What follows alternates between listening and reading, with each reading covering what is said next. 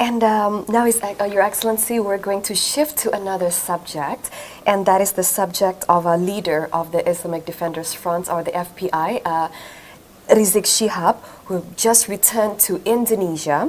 And initially, he had denied that he had overstayed in Saudi Arabia and claiming that Saudi Arabia had previously rejected his exit permit. But later he said that his visa was actually extended. But we're also, of course, receiving such conflicting reports from the government, from Rizieq himself, from FPI, and many more.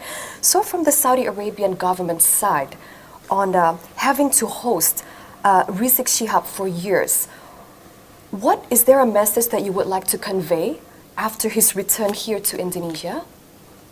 Well, there is no any message, because Rizieq was there in Saudi Arabia as any other Muslim. He was staying in Mecca, and when the time comes that he went to be back to Indonesia, so we authorities allowed him to be back, and there was no any kind of problem, just to let him stay more in the country, because it's the decision is Rizieq decision. It's not our decision.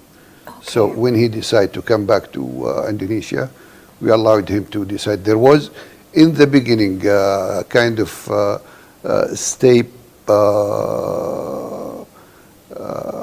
affiliation, but after that it was normal, and he preferred to stay sometimes. When he decided to come back, we allowed him to be back.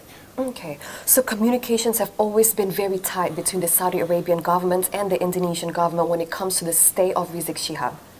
Well, there was a kind of communication between the two sides, yes. Okay, and regarding his overstay, the government said that it implicated a very hefty fine. So who was actually housing Rizieq at the time?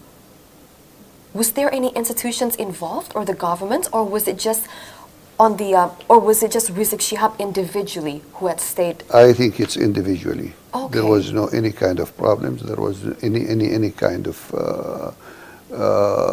what we call it,